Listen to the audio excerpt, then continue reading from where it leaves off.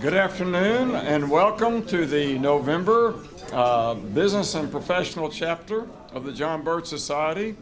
It's fantastic to see such a great crowd here, and we're having a wonderful November weather-wise, and before it all ends, it's going to be a good one for all of us in other ways as well, and you're going to hear some insights into that today. If you will, I know you just got seated, but if you would please stand and remain standing for our invocation and for the pledge to the flag. The flag is right here on my phone, and Alan Huffines is going to lead us in our invocation and the pledge. Right. Heavenly Father, this is the day you've made. We'll rejoice and be glad in it. Thank you, Lord, for the many ways you've blessed us as individuals and as a nation. The results of the recent election have left many of us worried and confused. We ask you to open our eyes to see what it is you want us to see. How can we be a righteous nation, deserving of your blessing and mercy? Maybe we need to be reminded that our master, our true leader, does not reside in the White House. Amen. We don't know what the future holds. We're sure that you still hold us. Help us be brave and of good courage, and seek your will in all things.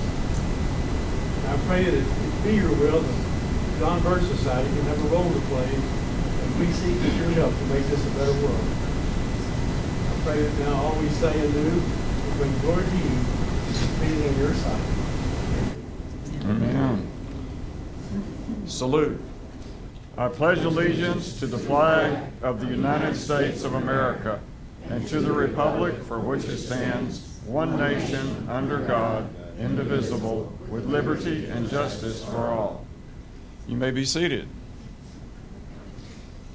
I will want to mention right here at the beginning, absent from us today is Kurt Hyde. Kurt had a heart attack early this week, and he had successful surgery yesterday with bypasses. I don't know any details other than he came through it all very well, according to his family, and is expected to go home later this week.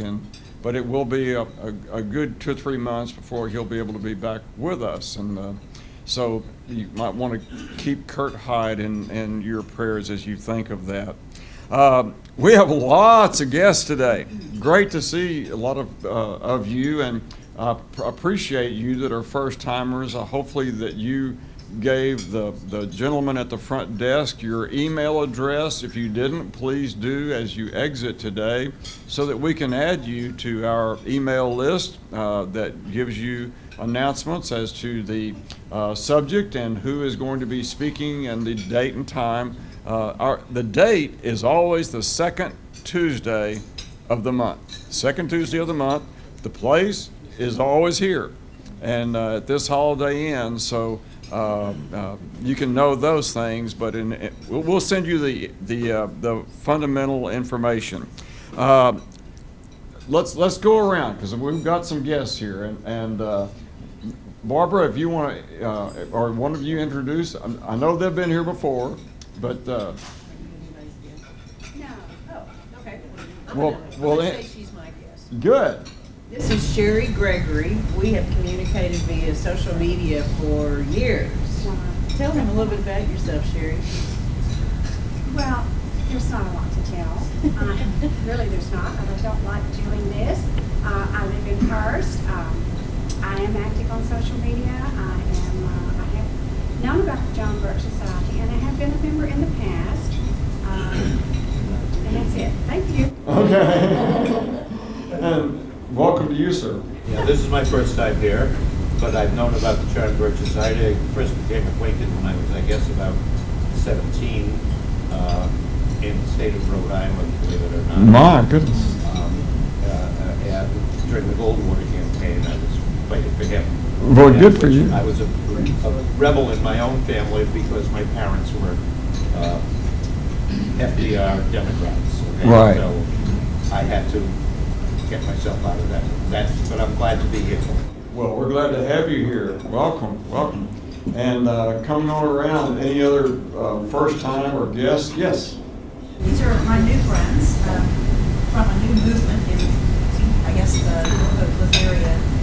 Nathan Roberts and his cousin, Shannon Ayers, she's from Frisco, but we've started a conservative movement over in the Norfolk area, and we kind of, all of us are kind of finding each other. It's just got Well, wonderful. Well, welcome. Glad to have you here today. And yes, please. This is my friend Wayne Smith, and he's a good guy all the way around, and officer and gentleman. And I'll stop there because he didn't pay me that much cash. Well, it's great to have you here today. Harold Day, I'm kind of a guest of Bill Cherry, I guess, and I posted on Facebook today.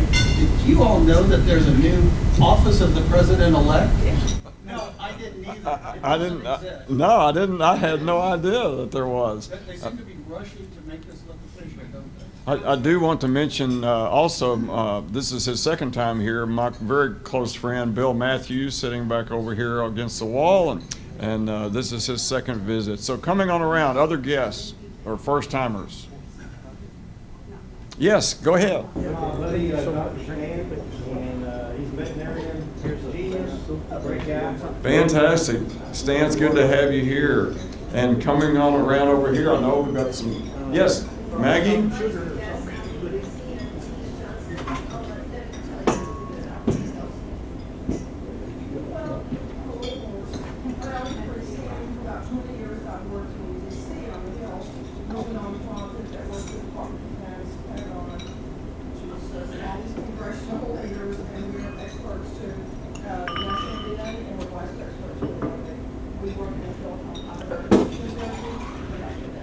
Very good. Thank you for your service. And yes. I'm Tina Johnson. I'm a former federal government employee, and I do know Standing Six. Very good. Very good. She's a first-hand witness to that. Other guests or first-timers? Well, we're just delighted to have each of you here today. I'm delighted to introduce our North Texas, the head of the North Texas Development Area for the John Birch Society, Larry Stickney. Larry's going to come on up. Oh, okay. Come right ahead. Yay! Thank you. What an honor to be here with all you patriots. I know our emotions have run. Well, speaking for myself, I've had a lot of anxieties and hope. I go up and down a little bit. You could ask my wife. But our North Texas Facebook page is, we have lots of good Christian people who want to do the right things, and we're all keeping the faith. Bible verses I've seen posted run from Sermon on the Mount, blessed are the peacemakers, to sounding kind of conciliatory to trade in your cloak and buy a sword. So somewhere in there, the Lord is going to instruct us, and I think we just need to keep the faith. I've got my Trump yard signs are still up. My flags aren't coming down. And we were up in Rockwall on Sunday, and the good senator saw him up there and gathering with Texans. And in short order, they must have had 1,500 or 2,000 people up there. It was incredibly inspiring to see so many great patriots in short order assemble. Even from the Northwest, y'all don't know how good you got it in Texas. And we got to keep Texas red. We got to keep Texas conservative. And really, I'm honored to be trusted with the position of the coordinator as North Texas for John Birch Society. And imagine the fertile ground we've got to grow the John Birch Society here. John Birch Society's been here 60 years, and they've been right. They've been right. They are purveyors of the truth. And if we could have, build on the great work that's been done here in Richardson and San Angelo and Midland, we need a chapter in Weatherford We need a chapter in McKinney. We need a chapter in Lubbock. Imagine what we could do if we could get tied together with the Patriots all across the state of Texas. In the coming years, our work's cut out for us. But again, John Birch Society has endured. They've gotten out the truth. I will encourage you today to pick up a book red hot off the press. Alex Newman, one of the really terrific, really smart young guys out there, international experience as an author, exposing the deep state. He names names. We've got truth and we've got educational materials for your kids, for your neighbors. We got to just keep getting this out there, and we can do it.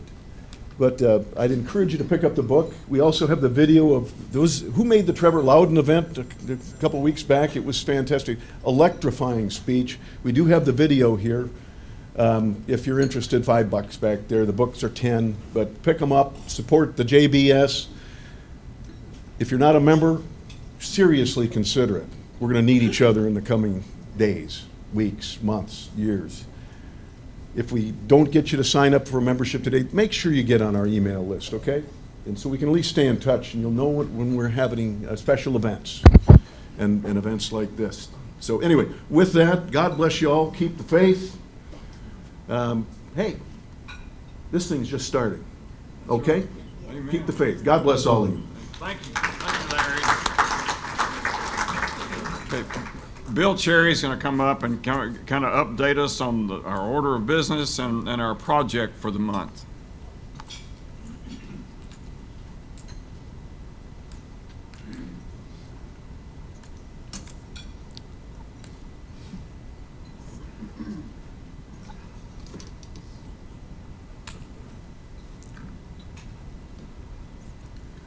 Well, thank you for being here. It's good to see you all. Got a couple things I want to cover. Number one is the theme of the bulletin is the war on police and the need to start support your local police committees throughout the country. And we're fortunate we do have a committee here in the Dallas area and Houston and some other areas of the real good one out in Midland, by the way. And they're having quite an effect. And I want to urge you all to be sure to have a yard sign in your yard. And they're $10 each for the yard sign, and pick up some information on the back table. But I want to thank you all for what you help these committees do. Remember, every month we have a project, and in the past months I told you some things that we were wanting to do. Well, let me tell you what's happened. First of all, we run a half-page ad in the Shield magazine put out by the Dallas Police Association that goes over to about 4,000 police officers and officials in the Dallas-Fort Worth area. Where are the copies now? They're being passed around. They need to be passed on. So if you just look at that insert, that's the ad that we ran. That's the Shield magazine. And it'll be running again in the November-December issue when it comes out. And they were just very, very pleased that we were willing to help and wanted to get the message out, and we contacted them about advertising. Number two,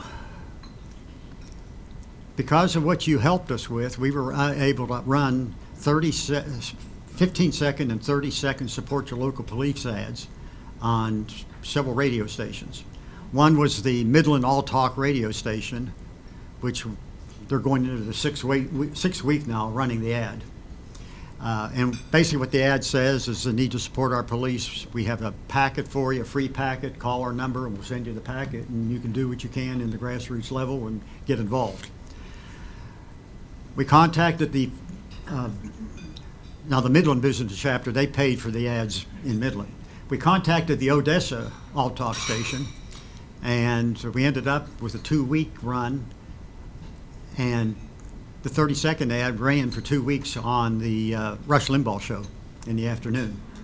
And they gave us a real good rate on it. But the real interesting contact was with when I contacted the USA Radio Network. Some of you might remember Marlon Maddox back in the early years.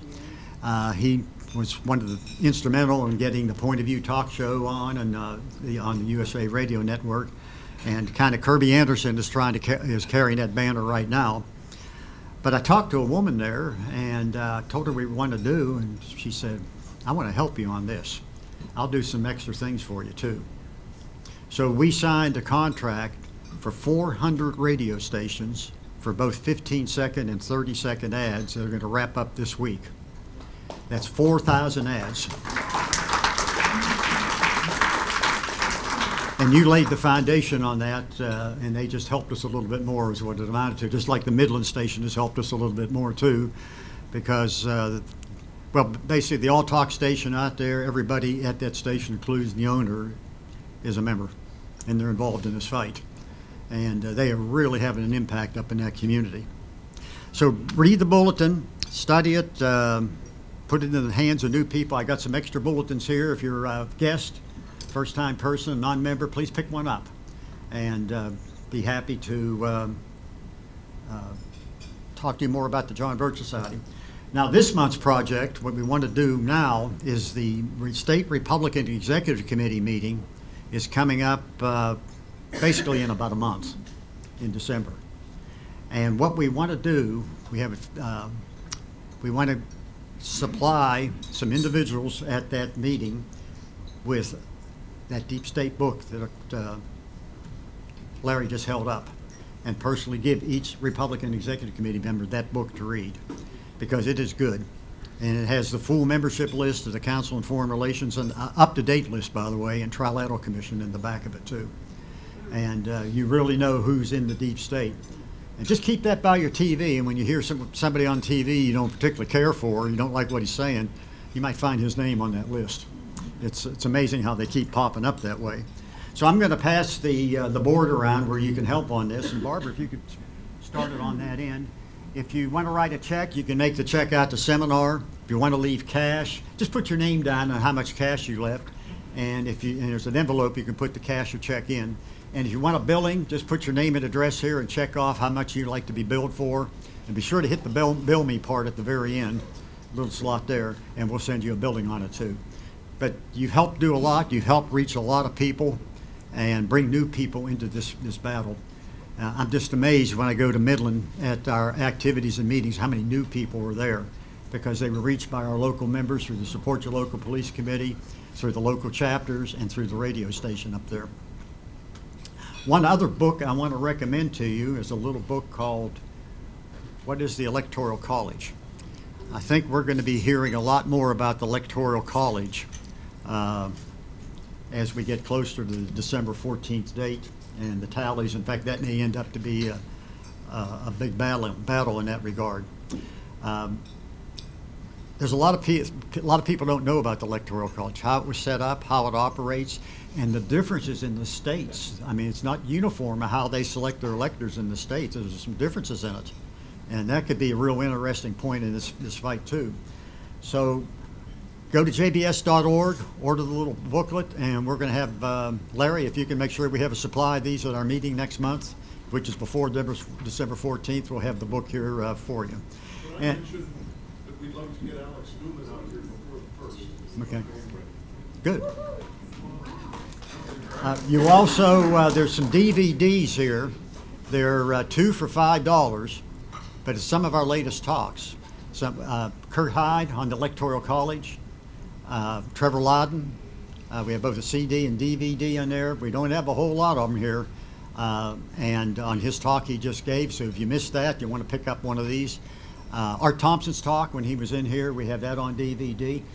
Bob Fu up in Midland, the Chinese Christian escaped from China that's being picketed by the communists up there, communist Chinese in Midland. They're trying to drive him out of the area. That's a whole other story, but we're working on getting some people down here to tell you about, here's communist Chinese not operating in our country, in Midland, Texas, but in other parts of Texas too, in the United States. They become very brazen and what's hurting them is the people that left China and the information they're telling the people about the abuse of human rights and how bad it is in there and how the person is literally controlled from birth to death. And they're trying to scare these people that escaped to shut up, to go back to China. In other parts of the world, according to Christopher Wray of the FBI, they're given a decision that you either come back to China or commit suicide because we're going to get you either way. And they've been picketing Bob Foo's house since September 26th, bringing him in from busloads. Hey, and do y'all remember Prestonwood Baptist not a while back? They had Pompeo to speak, and they had picketers out there. Did you notice they were Chinese? Very interesting. Some people said I couldn't read their sign, but they were out there. I have a question. Mm-hmm. May I ask you a question? Yeah. I am a reader. I read a lot. I'm sure all of you do too. Is there some way in the national office? It was not until a year or so ago I went to Wikipedia. I've seen the John Birch Society addressed as a far-right political organization, often lumped with the Nazis. And I think when I'm all for recruitment, but I think just to use a name like the John Birch Society, most people are not informed. I think we need to sell it and have something like Slave America or some sort of a slogan to go with it. That when we just throw the name the John Birch Society, I think it falls on deaf ears. I think it can be spruced up some way to make people more aware of what we. Well, we're working on this. What would be the process to talk to the national office to get a little input in there? Yeah, they're working on this very thing. We just redesigned our whole website for that purpose, and the New American Magazine website, and we're working for a bigger outreach. It's a battle getting into the media, by the way, to get them to recognize it. It's horrible, and we have to do it on the grassroots level. So this is what we're up to. But we do thank you very much, and we're looking forward to the battle ahead. A lot of people are very concerned right now, want information, want to know what they can do, and please use your influence in that regard. Get this information in their hand, bring them to the meeting. We know if we can get a foundation of 1,000 members in a congressional district, that congressional district will be a solid conservative district for the congressional races, state legislature races, all the way back to the city council, the dog catcher, just about. And I've worked in some of those districts and built them up and know how it does work. Unfortunately, every 10 years they redraw the districts, and you have to scramble to find the districts you're going to work in again. But that helps us in the long run because some of those people end up in some other congressional districts, and we can build from that too. So we're going to talk about what we're going to do about this, and I'm going to turn it back to Charles in order to introduce our speaker. Thank you.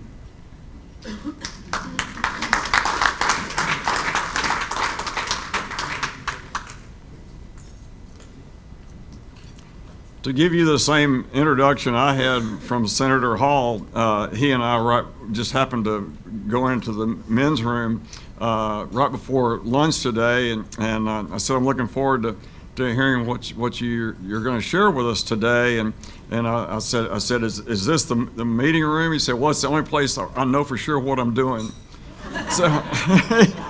So you're in for a treat today. Senator Hall's the father of 4 boys and husband to Kay. He taught his family the importance of faith, family, and hard work. Senator Hall graduated from the Citadel in Charleston, South Carolina with a degree in electrical engineering and received a regular commission as a second lieutenant in the United States Air Force. While a cadet at the Citadel, he received numerous awards for leadership. He was the only Air Force cadet selected to be a battalion commander. Was awarded the coveted Wade Hampton Sabre as the graduating cadet who had contributed the most to the Citadel during the 4 years he was a cadet, and was listed in Who's Who in American colleges. Upon graduation, Bob began his active duty as a systems engineer, working to develop the Minuteman missile system during the Cold War at Norton Air Force Base in California. After the Air Force, Senator Hall worked in the aerospace industry as a systems engineer and a business development manager. In 1982, he left the corporate world and began working as an independent proposal consultant to aerospace and defense corporations. Then in 1984, he formed his own company, Professional Proposal Management, Inc., which remains a family-owned and small business today. A compelling sense of duty shaped his military service, and it also shaped his desire as he saw the need for conservative leadership in our own state. So he was elected to the Texas Senate, defeating incumbent Senator Buell in 2014 and began serving as one of our 31 senators in January of 2015. He represents Senate District 2, which runs from the far northeast part of Dallas County up to Rockwall, and then over to Terrell, and all the way over to Edgemere, where he and his family call home. Senator Hall is a true constitutional conservative with Christian values. Help me welcome Senator Bob Hall.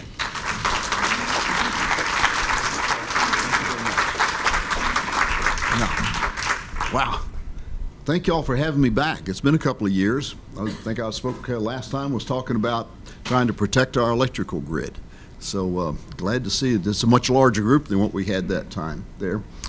For those of you who don't know, I should tell you a little bit more about me so you'll understand when I say something where I'm coming from, because I don't mix words and I don't pretend to be something I'm not. First of all, I serve my Lord Jesus Christ first, my family second, and the state of Texas third. And it's my second service because I served in the Air Force after graduating from the Citadel. And it's interesting with be here with the John Birch Society because I think it had not been formed very long when I first learned about it at the Citadel. In fact, it was in about 1961 that I recall a cadet by the name of Schuler. He asked me if I'd ever heard of it, and I said no, I hadn't, and he handed me a brochure on it. And so I've been very much aware of it and enjoy the New American magazine. About time for my subscription to be renewed, and I certainly plan to do that. I'll tell you, I was elected first session was 2015. There was 8 of us that went in, new, and it was the year that the Senate moved to the right. It became the more conservative of the bodies. Had 8 of us there that was kind of overnight shift. I ended up being ranked by number of organizations, not the least of which was Rice University Study, as being one of the most conservative in the legislature and have been there ever since. I also did receive from an organization called iVoter Guide their Walk the Talk Award. That is a award they give for legislators who actually go and do what they said they were going to do, and I'm the only person that's ever received it 3 times in a row. So, as I once told one of our leaders when we were having a rather heated discussion about what we should be doing on a particular bill, and he pointed out to me that was going to hurt me in the next election, I reminded him of a previous conversation in which I pointed out the difference between the two of us is I did not go to Austin to get reelected. I went down there to do what I thought was the right thing to do, because there is never a right time to do the wrong thing, and there is never a wrong time to do what is right. And so that's where I've been, and that's where I intend to be, and that's why I've been very vocal in this, and I'm particularly about the COVID. Now, I'm not going to get off and talk about that rabbit trail there. You're going to have a great speaker next month. You don't want to miss it. Richard Bartlett and I have been working together on this. He's been one of our doctors. Those of you who are not familiar with it, on my Facebook page, I have now probably about 7 or 8 Zoom video interviews with doctors from all over the country, from all over Texas, that talk the truth about the COVID. And you will learn things in that. We started out, they were called the docs that don't fear COVID, because they don't. They understand what it is. This is something far less serious than influenza has been. When we find out who was behind and what was behind the concerted effort to keep people from being treated for this virus, it's going to be it's going to be worse than the Holocaust in there because of the number of people who've died. I'll just say one thing is those countries that have allowed the use of early intervention treatment using hydroxychloroquine have a death rate that's about 10% of what we have here in the United States. So 90% of the people who've died here in the United States have died unnecessarily because of our government agencies and our leaders and what they have told us. And I would say, making a comparison, if we had this was a disaster declaration. If a hurricane had once again torn through Houston, tore it up, And it was to the point that we needed to have an emergency declaration. The governor put out one. But in that declaration, he told the fire department, the police department, and electric power companies to stand down. There's nothing there for them to do. Let the people take care of it themselves. That's about as close of an analogy I can get as what we've done there.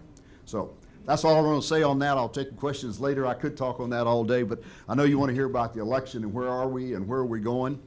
And I will tell you that I went through a couple of days of being pretty down. I heard what was said earlier there, probably a couple of the downest days I've had in just as a result. And then I got over it because I started looking at where we were, and I realized God is still on his throne, God is in control, and nothing happens by accident. And whatever comes out of this is going to be what he intended for it to be. And what we've got to do is just suck it up and get along and start doing what we haven't been doing, because we got in this situation because we didn't do what we needed to do. We became way too complacent. And I can say that because I have not been in politics all my life. I would tell you the honest truth. If I stood up and be honest with you, I'd say, my name is Bob, and I'm a recovering political apathetic. Because I spent most of my time not being involved in politics. And it wasn't until I came to Texas, till my Texas-born wife, which I learned that Texans are like monarch butterflies. When grandkids come along, they come back home to roost. So she drugged me out of Destin, Florida to come back here, and I discovered the Tea Party. And the rest of it's history after that. I've read a couple of books. God put me on a guilt trip when I read The Greatest Generation, and I realized that was my daddy, my uncles, my grandfather, my grandmother, that had lived through the Depression, took on the two mightiest armies in the world. We were ranked we were the 49th country to enter World War II. And we were ranked 17th in the world. Portugal had a bigger military than what we did, but we jumped into it in two directions. Women came out of the homes and into the factories, and we beat the two biggest armies in the world. It was a bigger defeat than when we beat the British in 1776.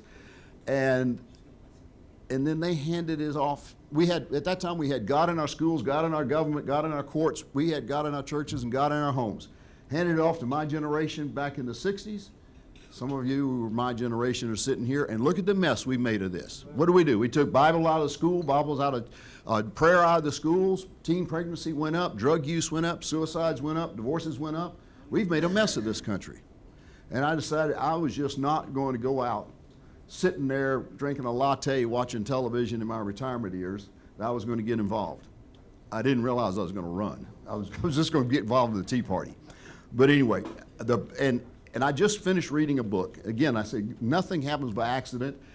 I had a fellow that I'd helped out at a convention back in 2012 that belonged to the same Tea Party, one of the Tea Parties that I used to go to, help get started.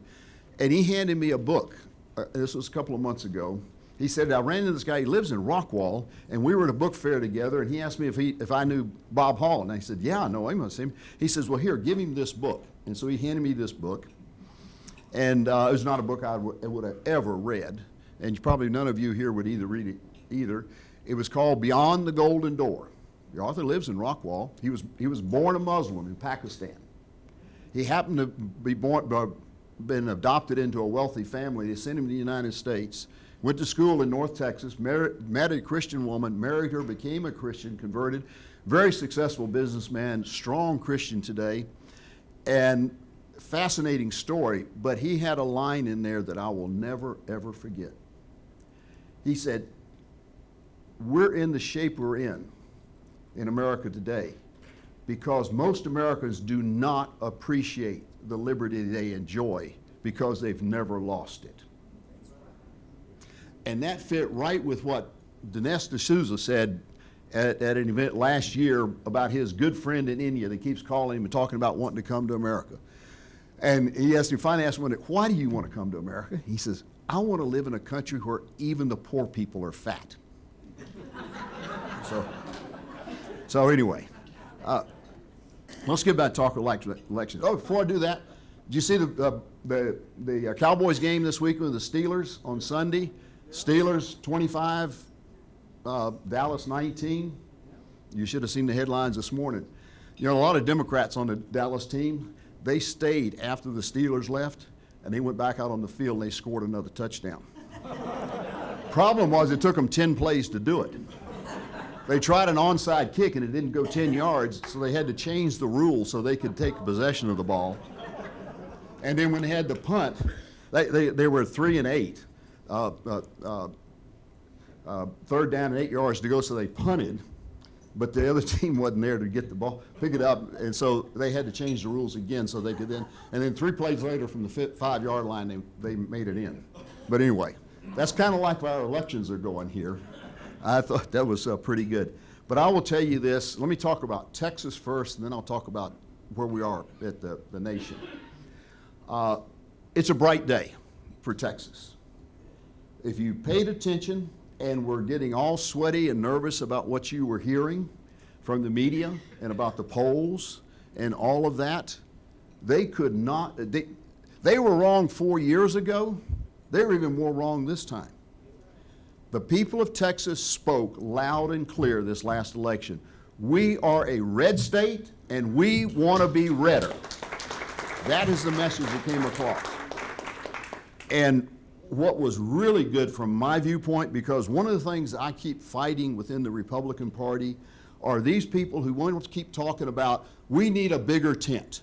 We need to have these other groups coming into our tent. We need to change our values, our principles, so we get more people in a bigger tent, so we can elect more Republicans. And I keep saying, to do what the Democrats do? No, we don't need to be doing that. What we need is we need to crowd more people into our tent that is bounded by the principles of limited government, fiscal responsibility, personal responsibility, Second Amendment, free markets. That's what we need. We need to stand by our principles and show them that life is better in a Republican tent based on biblical principles, Judeo-Christian values, which this country was founded on. That's what we need to have. And by golly, guess what happened? Down in the valley, we lost Pete Flores, the only seat in the legislature we lost. Our senator down there that got elected in a special election recently, last year before last, he was in the last session, right on the border. It doesn't get any bluer than that. Hillary won that district, I said by 23 points. Pete Flores lost his election by 3 points. Wow. That's all, 3 points. In Zapata County, we had all the way back to 2012. This was an interesting, and I'll read these numbers because I can't remember them all. In 2012, Romney lost by 43 points in Zapata County. In 2016, Trump lost by 33 points. In 2018, Cruz lost by 26 points. And this election, Trump won by 5 points. From 43 to 5 points in Zapata County. We had Hidalgo County. It was 2016, Hillary won by 41 points. Biden only won by 17 this time. I have a map, and I didn't get a chance to make slides, but we've got a map that shows the trend. And you look all along the border, it's trending blue. The Latino vote was a lot of effort went into it to get them to understand that their personal values match with the Republican Party's values, that they have been misled. And the same thing happened with the black vote. Significant increase in the black vote. We lost, and another really big message that was sent that helps with the tent argument is in the House, the Texas House, they kept saying, we're going to lose the Texas House, going to lose the Texas House. Only have 8 seats. Folks, you know how many seats we have in the Texas House now? We're ahead? 8 seats. There was no change in the total number. Now, we lost one, and it's really interesting, the one that we did lose. It was a lady who was pro-abortion, pro-mandatory vaccine, pro-open borders, and anti-school choice. And the folks down there finally said, we've had enough of this, we'd rather have a Democrat than you in there. And so that was the one we lost. Wendy Davis, no one more try, just like her. Her values are the same thing, Wendy Davis. Chip Roy beat her. We won every one of the congressional seats that was an open seat. Every one of them. We've won it. Just Beth Van Vine, her opponent just conceded over there. So the people spoke up. I mean, those were all seats that they were in areas that were light blue to pink. I mean, they could go very much either way. But we did that even though we had massive voter fraud here in Texas. Massive voter fraud. We knew it was coming. We knew what they were going to do. Some of us worked trying to get a bill passed last session. It didn't happen. It was killed after the debacle on the trying to clean up the voter rolls and the backlash that came from that not being done quite right. And so our bill was killed by some leaders that should not have killed it, that would have done a lot to protect our election integrity. And we do have holes. Technology has moved way beyond in cheating than what it has in protecting. And so we've got a lot of work to do to shore up the security of our election systems out there. And of course, when they threw in the things like all of the mail-in ballots, which are a disaster, and then they went down in Harris County, they went to drive-in voting. They opened up 10 sites, totally illegal, absolutely totally illegal to do it. But our Supreme Court absolutely failed us 4 times during this election when they could have ruled against these things, but they chose not to. So the next time you have one of the Republican Supreme Court justices telling you they don't legislate from the bench, ask them about this election, because they did most certainly do it this election. The only person down there that stood his ground was John Devine. The Texas Supreme Court. John Devine was the only one who stood up on every one of them and wrote a dissenting opinion on it. But in Harris County, when they did the drive-by, they did 10 of them. 9 of them went into the most Democrat precincts. They put 1 in a Republican precinct in there. And when they were afraid the court was going to throw out the votes that were done in the drive-through, they took down the 9 in the Democrats and left 1 in the Republican up in there. So they played every angle.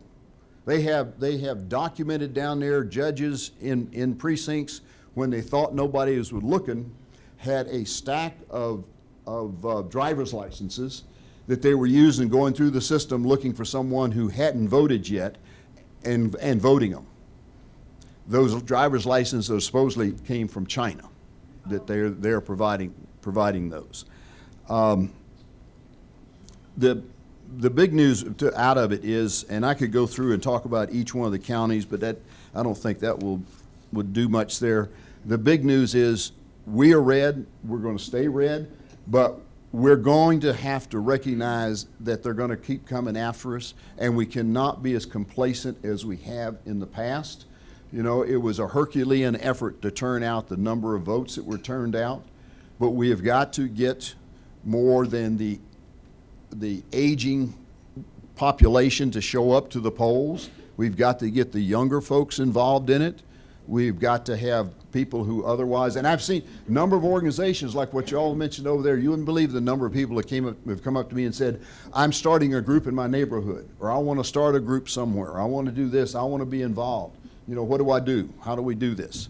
And so that's good. That's glad to hear that happening because we've got to have it. I mean, there are a bunch of us in this room may not be around for the next election because we only live so long. I mean, if you haven't figured it out, none of us are going to get out of this thing alive. And so it's going to happen somewhere in there. So, but we have got to get the younger folks, and it's going to be a battle because one of the biggest problems we have, and this man sitting right over here, Bill Ames, will tell you this, of what we're teaching our kids in our schools is absolutely appalling. I got grandkids that I just want to knock them upside the head when I hear them talking about some of the stuff that they are talking about. And the fact that we don't teach government in our schools anymore, you would believe the number of kids that couldn't even tell you what happened at Gettysburg or what happened at Yorktown. It's all indoctrination.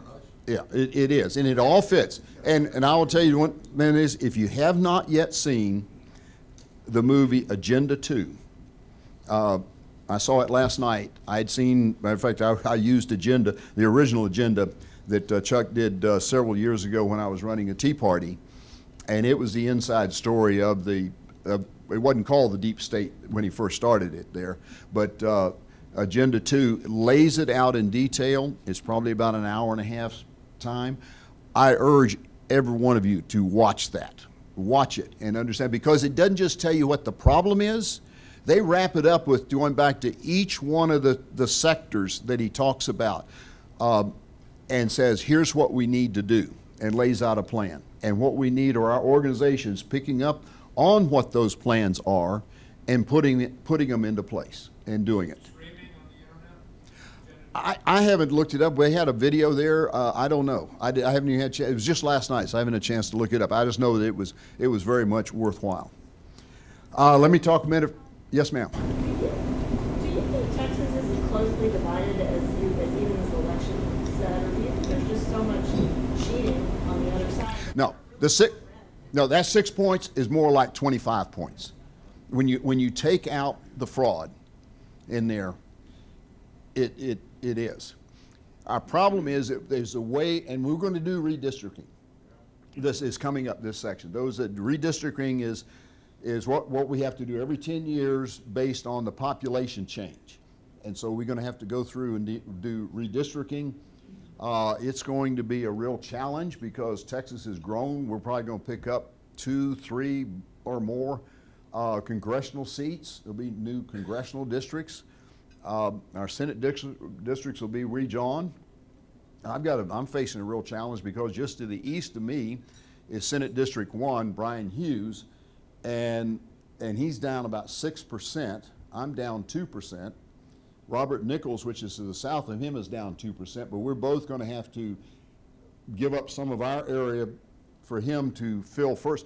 They wouldn't take my suggestion. I said, give him some of western Louisiana. Let him have that. But they didn't want to do that. And so that means then I got to go further into Dallas, and I cringe when I do. They talk about going into Dallas. And then we looked at the one not so bright spot was Kaufman County. They're tending blue. They are. It's not like they're about to turn over. It's just that they are not as red as what they were last time. There's still a good margin there, but so that's one of the major things we're going to have to do down there this next session. But let me do the congressional. Somebody tell me, where am I on time? Am I? Good. Huh? Oh. Oh, okay. I'm all right. I just can't keep track. I can't. No longer can multiplex and keep track of time while I'm talking. It doesn't work. Because anyway, at the national level, it's not over till it's over. There is no such thing as the office of elected, whatever it was, because there's no decision. There is no decision yet. There are many states that are they're still counting. And so there is no decision that has been made. Real Clear Politics withdrew what they had. They now have Biden at 259 and Trump at 214 with no winner at this point. And it keeps changing. And as we go through this thing, there are just many paths out of it. It almost is day to day what happens that you have to make a decision, go left or go right, and then another one, go left or go right, or go up or down, or depending on what happens. And it has to evolve around each state. There'll be no collective. I hate that word anyhow, but there'll be no collective of the whole thing. It's going to be on a state-by-state basis where there's something to contest. And it's going to depend on what it is they're contesting because the laws are all different.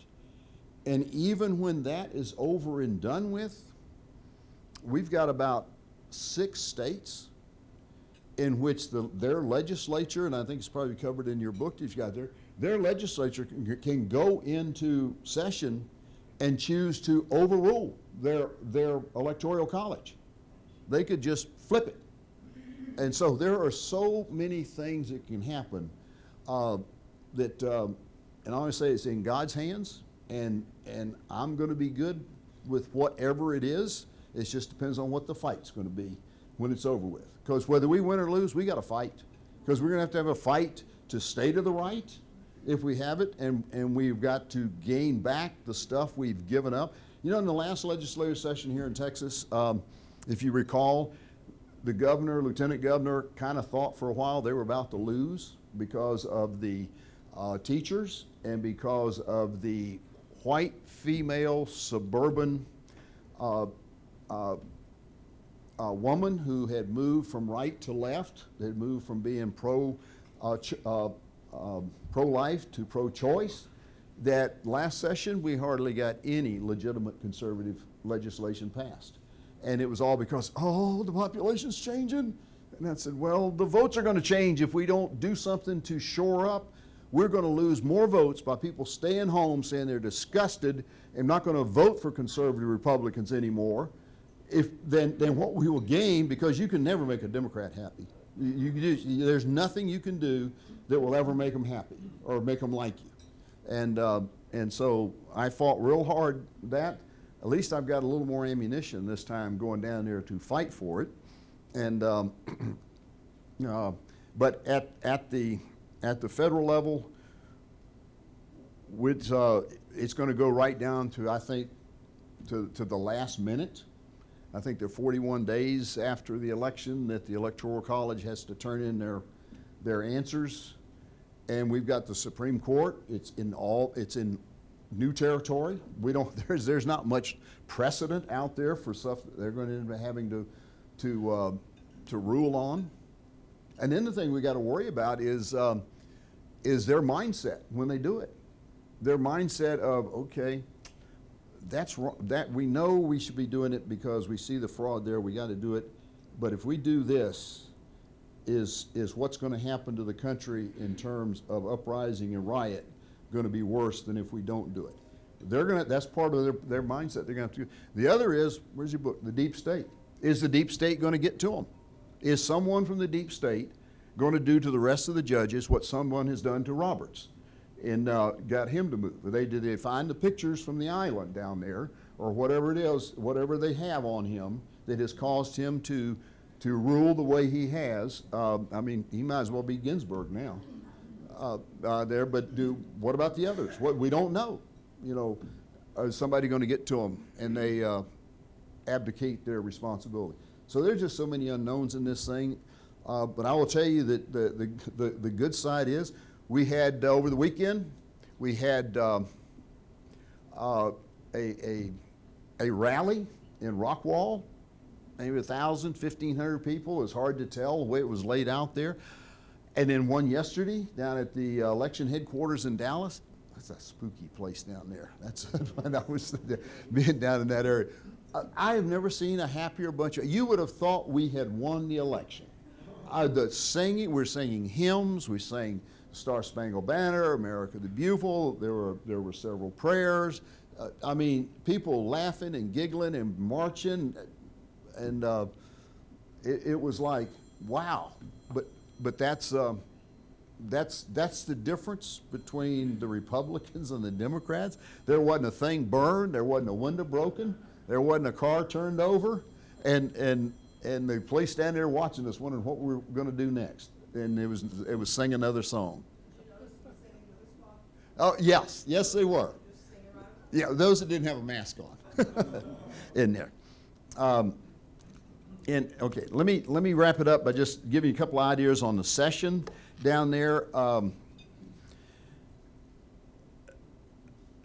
don't know.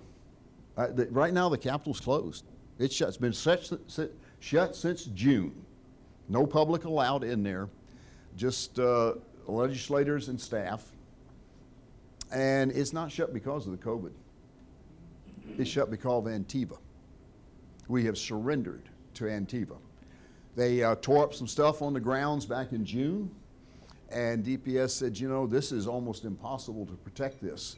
The only thing we can do is close it. So the Preservation Board shut the Capitol down. It stayed shut, and they don't know how they're going to open it. I mean, we've talked about a few different ways of doing it. I've been very adamant about there is no way to have a legislative session if we don't have the public in there. We are a government of the people and by the people, and that is not a cute little statement. It's a real thing. And if we ever abandon that, we've abandoned who we are as a country, and our system will not work.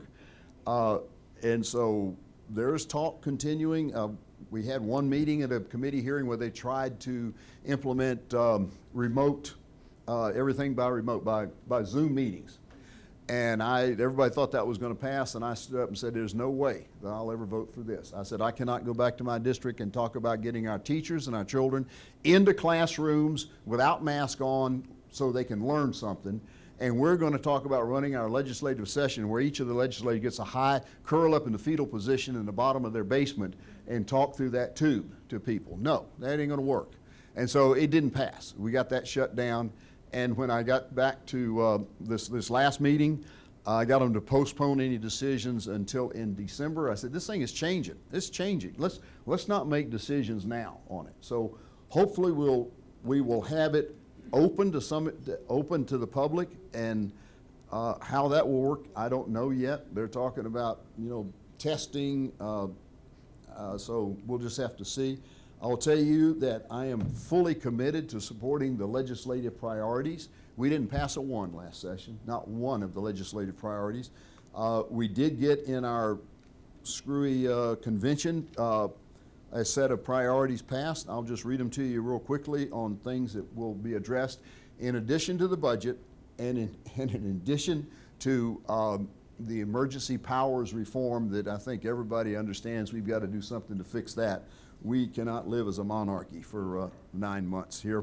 But the group, not in any particular order, they especially said this is just the ones we're going to do. Election integrity, addressing religious freedom, a big one on children and gender modification. I can stand up here and talk enough to make you guys sick if you learn what's going on out there with 8 and 9-year-old kids that are being mutilated by a clinic in Dallas and all around this state and country that we've got to stop. Abolish abortion, constitutional carry, monument protection. Great victory we had during this time period was we stopped them from moving the cenotaph and protected the Alamo. And that was, I'll tell you, our lieutenant governor came through. He stood up, made a great video on it, and he and I and a couple others testified. I wrote letters to all of the historical commission folks and testified there, and it came out, and we had did get a lot of public testimony or input over the internet on that. And when I heard that we'd had 1,200 people that had spoke publicly in favor of it, I was saying, woo, that's a lot of people in favor of it. Until I heard that we had 29,000 that spoke against moving the cenotaph. So that was good.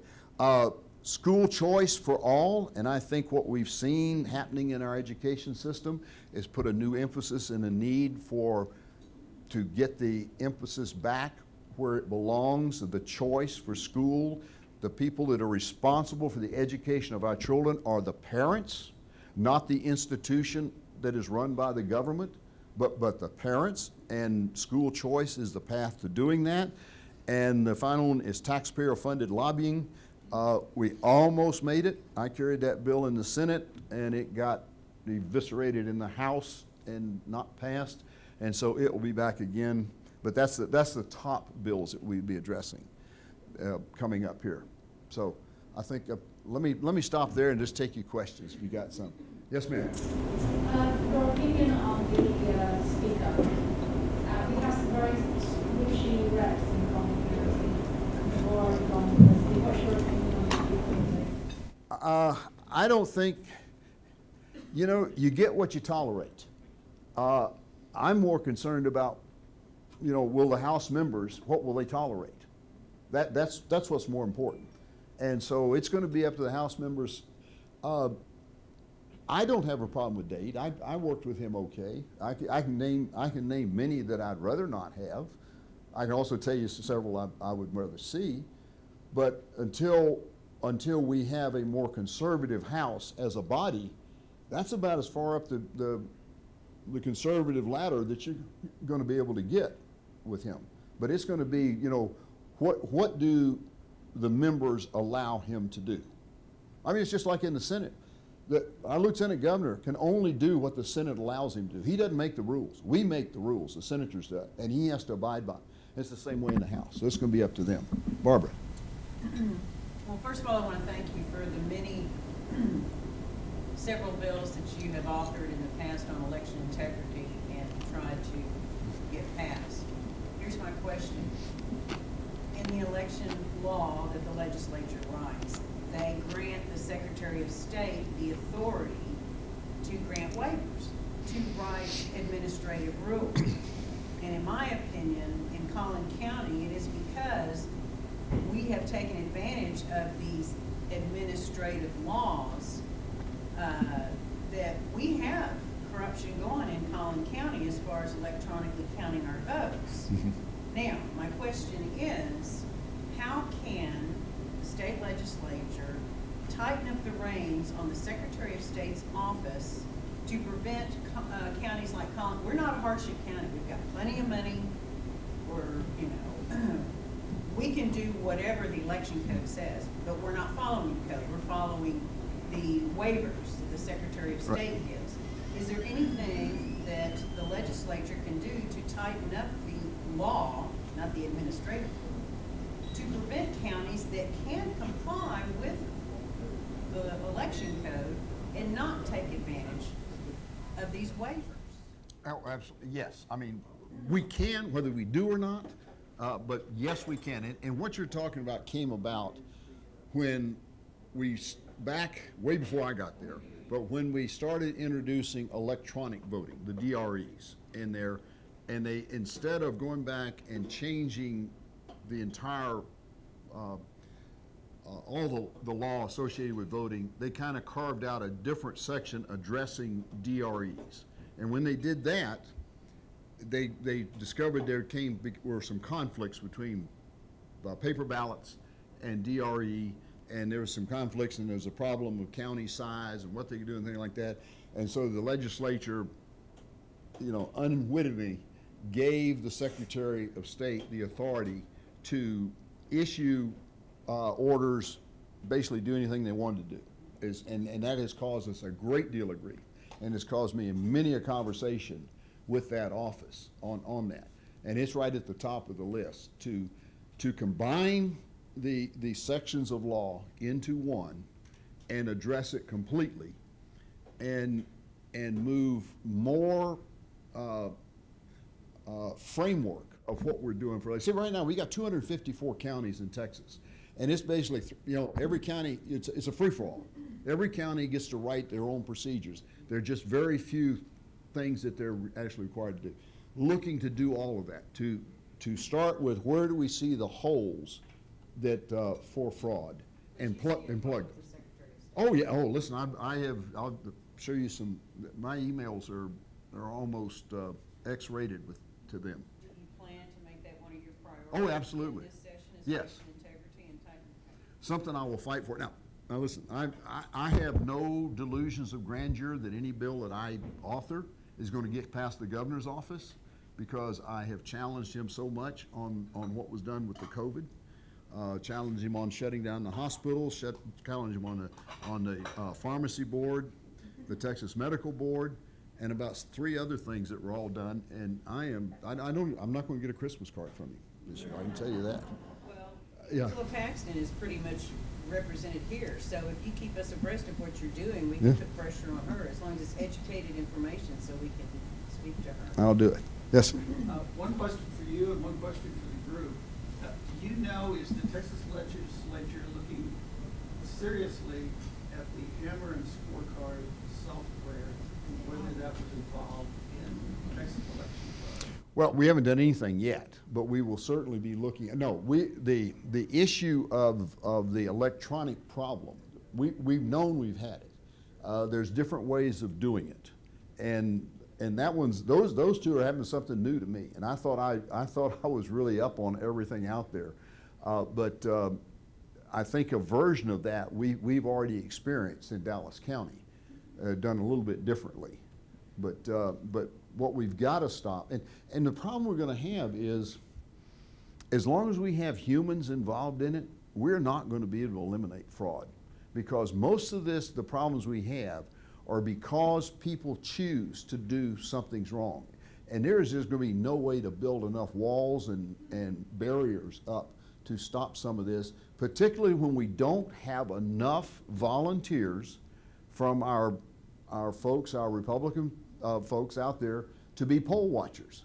We don't even have enough to have 2 poll watchers in each precinct out there. And until that is something we can easily solve if we can overcome the public apathy about our elections. I mean, I'll come back to you because I had it back here. It seems too that the poll watchers need to have some ability to document what they're seeing. They do. 'Cause I went to, They do, according to election.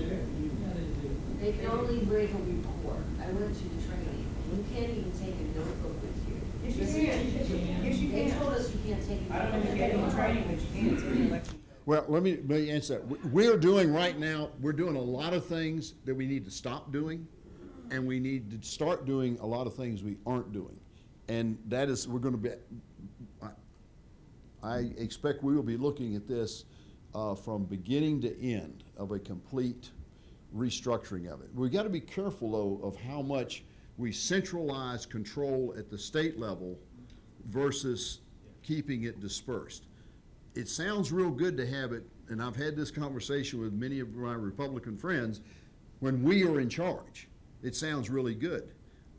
But the question I will ask them, and I always will ask on these things, if we were to switch this and the Democrats would be in charge, would we want this structure to be this way? It's, well, yes, but what we got to have is a hybrid that brings more transparency and more accountability to what's being done. And there are ways to do that, so it really doesn't matter who's in charge. But it's also going to take that third party of people willing to spend some time down there in a very long, boring day, making sure that people are doing stuff right, and have changes made that allows us to be able to document. Because I agree that the notes and not being able to take videos and things like that is a problem. But all the way back there. Wait. Yeah, I have just a quick report. I've got, sure, but I have handwritten notes from Collin County, Central County Office, computer logs, some of them, not all of them. And all you gotta do is just have a little spine and ask. And most of the ones in Collin County have been great. Yeah. Well, you got 2 things. One, you're absolutely right, and you can ask and you will get it where those people have nothing to hide. But y'all go to another precinct where they know they've been pulling some kind of shady deal, and they will refuse to do it, and they'll have you escorted out. I've got friends that were escorted out and almost arrested down in Dallas. That's so true.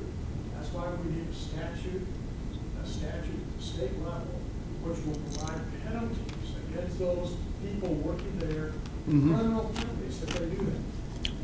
No, absolutely. Most of it is, right now, is misdemeanors. We need to have some state jail felonies in there. Okay, yes, sir, quick. I was a poll watcher yesterday outside of Dallas County when that rally was going on. Thank you for organizing that rally. I was instructed on the eve of the election. I took good notes. I documented, but it still comes down to my word versus theirs. Yeah. So if I don't have a video camera to protect me from those people who would like to screw with me and put those criminal penalties on me, saying that I did something wrong when I didn't, just like those 2 people that you know who are your friends. If I don't have a video camera protecting me, and if I don't have a video camera being able to document that people in the, showing that my notes are correct, that those people obstructed me, engaged in a Class A misdemeanor, and it comes down to my word versus theirs. If you don't give me the ability as a poll watcher to have a video camera, it's useless, it's pointless, number 1. Number 2, you said Zoom spyware, Zoom is Chinese intelligence spyware, don't use it. If the legislature uses it, you're letting it I use that as a generic, I mean, just a. And third is, it irritates me mildly when I hear conservatives talk about, well, we've got to fix the public schools. We've got to put God in the public schools. We've got to teach government in the public schools. There is no fixing ideological subversion, okay? You can't fix it. You have to opt out of it and get as many of the kids out of that as possible. People I know who are conservatives, who are teachers, they're scared crapless because they're greatly outnumbered, and you're not going to fix it by teaching God. Which God are you going to fix? Are they going to start teaching Allah or Satan? Okay, so then you're proving my point. We can't fix that. You got to opt people out. Okay. One back here, Lee. And our reps, our House reps, they were once very conservative, they're now moving towards the center so that they can appeal to more people. What, from your experience, what do you feel like the most effective way their constituents can address the situation and be effective? I mean, what is the most effective way? Is it how loud our voice is, or how many of us call them? It is the squeaky wheel. I mean, it is one of the best ways. The more people that are calling and pushing, because fear is what drives an awful lot of people. I mean, look, it's been driving this country now for 9 months. Fear, and look at what we've done with that. You have their reps, and I'm not addressing those here in particular. I'm talking about in general. Many of them have no fear of people on the right mustering enough people to take them out. Their greatest fear is to not be reelected. I mean, overwhelming. And once you get rid of that, it's like living in freedom if you don't worry about getting reelected. And that's 99.99% of them. Their biggest fear is not getting reelected, and all of what they do is driven by how will this affect the vote. And so that's the way it is. Is that if they think they're going to have a credible candidate running against them in the primary, and that's where to solve this problem. Where you have Republicans in office, you can't solve that in the general election. It's over with. Because believe me, the Republican you don't like is going to be a whole lot better than the Democrat you don't want. And so you can't solve it in the general election in there. Yes, sir. More. You mentioned two rallies. How were people notified? These have just been put out on Facebook. They're different people have put them together. The one in Rockwall was some folks from Hunt County, Van Zandt County, and Rockwall County got on a phone call together and says, let's do something. And they said, how about we do a Trump train? We'll start in Lone Oak and go up to Greenville and end up down in Rockwall. Where are we going to go in Rockwall? Well, they go to the courthouse. And that's where it happened in 2 days. And it just put out on social media. We do need a wider avenue of getting information. Well, right now this is pure grassroots, impromptu people that like right here that never done anything before. By golly, I'm going to go do something. I don't know of where it would go that people in general out there. I put it on my Facebook when I know about it, and so let's try it back here. No. Senator Hall, I want to thank you on behalf of us and the that we're not in SD30, we're very much aware of what's going on in SD33 since we started. I wanted to ask you specifically, it's been in my craw for several years that when we allegedly are going to get constitutional carry brought up for discussion, all the local police associations send their people down there to lobby against expansion of gun rights. Do you have any theories why that might be?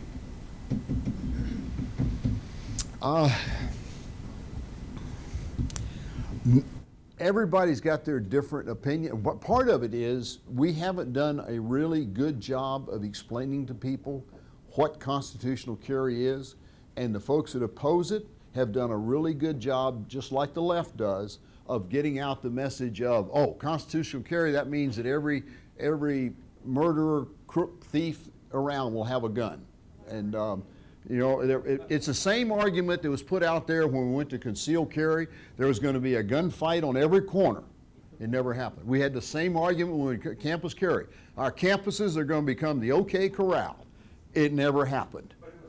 It's the same argument that it's going to be rampant out there. Well, we've got to do a better job of explaining to people that all constitutional carry means is that if you can legally carry a gun, then you don't need to get a license to do it, which is no different than if you get a concealed carry or a carry license. That is, if you have a felony, you have a outstanding warrant, you have convictions, you have for abuse, orders out against you. You can't do it. And so that's no different than a license. All it means is you don't have to go get a piece of government paper approving. You can't buy a gun, you can't own a gun. Now the downside of that is if you choose to do that, you can't take your gun to another state and have the protection of your carry license that you have from Texas. You can't go to a gun show and buy a gun and walk out with it. So there are pluses and minuses to it, but we don't explain that very well to people. Yes, sir. Over here. My question is, what is taxpayer-funded lobbying? Okay. Taxpayer-funded lobbying is where we take local, whether it's the school district, the city, or the county, and they take taxpayer money and they hire a lobbyist to go down to Austin to lobby against things that we're trying to pass in the legislature that benefit the citizens, such as property tax relief. There's about $100 million a year in Texas that's spent of taxpayer money for people to go down there and lobby against stuff that we're trying to do to make life safer or better for the citizens of Texas that your schools don't like, or that your city council or your county commissioners don't like in there. So they're down there, they're using your money to lobby against stuff that's going to benefit you. And an example would be Texas Municipal League? Yeah, yes, the TML is probably one of the biggest ones. This is an organization that is out there. In fact, they've got a presentation they take around to cities and counties and schools called Shake the Money Tree. And it's to give city council members and county commissioners new ideas on how to get more money, tax money out of people. So to shake the money tree. That's how they are paid with your taxpayer money in the memberships that are out there. So we're the money tree, basically? Yeah, you're the money tree. Hey, for you don't, no. Let me make that clear. I'm told about to have to shut up, but let me understand. There is no such thing as federal money. There is no such thing as county money. There's no state money. The only money there is what you guys have in your pocket. Feds take it out of one pocket, state takes it out of another, county pulls it out of another, everything out there. So when people argue about, oh, it ought to be state pay for this, the feds pay. Folks, it's your money that it is. And that is what people that are fiscally responsible argue against, is spending money that we don't need, even when it sounds like it's a cool and neat thing to do. I mean, the people who love Formula One racing thought it was just a really neat idea that we would pay the owners of Formula One racing $25 million a year to come to Texas to race their big cars. That's your money from up here, and that's done down in Austin. Your taxpayer dollars from up here is going to pay for that race down in Austin, $25 million a year. We spent $100 million a year until recently giving money to Hollywood, to movie producers to come and use Texas as a backdrop for making their movie. And some of the great movies we made were Machete and Texas Chainsaw Massacre. That's what your taxpayer money. So when I say taxpayer-funded lobby, that's the kind of stuff that is similar to it. Where do we stand on our emergency fund for Texas? I am not real sure, but I think we haven't spent much out of it. So my current best guess is probably about $8 billion in it right now. But we're going to be about $5 to $6 billion short this next session. And the argument is going to be whether we use the rainy day fund for the rainy day event that is otherwise an opportunity for us maybe not to spend money on some stuff that we had no business spending money on in the first place. So, One last question, are we finally collecting the taxes of companies that do business in Texas? yes. Out of state? Yeah, that's pretty well moving along pretty well. Between that and the thing that bothered a lot of people, internet taxing, that's a consumer tax. I just really don't have a problem with it. The more we move towards consumption tax, I think the fairer it is. We need to do more of that. Whoever's in charge wants to tell me to shut up, I'll be glad to shut up and sit down, because I have no place to go this afternoon. Okay. This. Hey, if anybody else have a question, I'll stay, but come talk to me. I'm not going to rush off. We have a lot of new conservative groups formed, and I want to keep them involved. So, how many people need to actually write a contact call their state reps to actually have an impact? 10, 100, 300? There's no answer. Every one of them is going to be different, and a lot of it's going to be how much time. It's not just writing and calling them, but our telephone calls are very effective also. All I can say, the answer, and I really don't mean this as a cop-out, but everybody's different. Everybody has a different sensitivity level. More is better, is all I can say. And he says I has to have. He's been raising his hand for a very long time, right here in the corner, Brad. You promised me you were going to get back to me earlier. Go ahead. Two quick things. One is, what's the deal with that UMass? I use it. It is a PI. And then, I'm also a group of Ron Paul. Ron Paul, Congressman Ron Paul, is you changed my life. And you're my new Ron Paul. So you let me know where to sign up or how I can get involved with your campaign. I'm going to be there. Okay, thank you. Yes, sir. A quick comment, just a general comment. You're a man of principle. I can see that from the beginning of your talk, and that's what I'm going to mention. This is a country everybody agrees is. I'm getting, by the way, to this electoral problems, election fraud, of, by, and for the people, not for the government employees, not for the government, of the people. Election fraud is a crime against the people. It is treason to this country. And I think somebody should start making that point, that a person who fusses with the electoral process is a traitor to this country. Absolutely. And he is subject to the crimes and the punishments of that high crime. And if someone could get started on doing that, I think it would be an easy thing even to appeal it in front of the Supreme Court. So I just wanted to make that as a thought. I don't disagree with that at all. Anyway, I want to thank Senator Hall. Know you that you want to as well.